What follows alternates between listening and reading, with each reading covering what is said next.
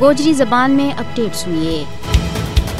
بھارت کا غیر قانونی زیر قبضہ جموں کشمیر میں بھارتی فوجیاں میں خودکشی کو رجحان دن بہ دن بدتو جاری ہے۔ مجھ آپ گھبرا جاؤن والا بھارتی فوجی اپنا ہاتھوں اپنی جاناں کو خاتمہ کر کے مشکل زندگی دے نجات حاصل کر رہی ہے۔ مقبوضہ کشمیر میں اس مہینے بھی CRPF کا ایک اہلکار نے سری نگر میں خودکشی کی ہے۔ مقبوضہ کشمیر میں جنوری 2007 ہون تک 534 بھارتی فوجی اپنے ہاتھوں اپنی جاناں کو خاتمہ کر چکے ہیں۔ کارالاں دی دوری چھٹی کو نہ ملنو، ناقص خوراک، سہولیات کی عدم فراہمی بھارتی فوجیوں میں مایوسی پیدا کر کے زندگی کی خواہش نہ ختم کر رہی ہے۔ ماہرین کے مطابق بھارتی فوج میں خودکشیوں کی سب سے بڑی وجہ شورش زدہ شمال مشرقی ریاستوں میں تعیناتی ہے۔ خاص طور پر مقبوضہ جموں کشمیر میں عوام پر غیر انسانی تشدد اور قتل و غارت گری بھارتی فوجیوں کی نفسیات کے اوپر بڑا برا اثر مرتب کر رہی ہے۔ لگاتار پریشانی اور مجرمانہ احساس غیر محسوس طور پر بھارتی فوجیاں ذہنی مریض اور ضمیر کا قیدی بنا رہی ہے۔ مقبوضہ کشمیر میں بھارتی فوجی کسی دوجا علاقہ میں تعیناتی کے واسطے کوشش کر رہی ہے۔ غیر ملکی ماہرین کی مدد اور کونسلنگ کے باوجود بھارتی فوجی افسر اپنا اہلکارہ میں خودکشی کا مسائل نہ حل کرنے کے بیچ مکمل ناکام ہو رہی ہے۔ اعداد شمار کے مطابق بھارت میں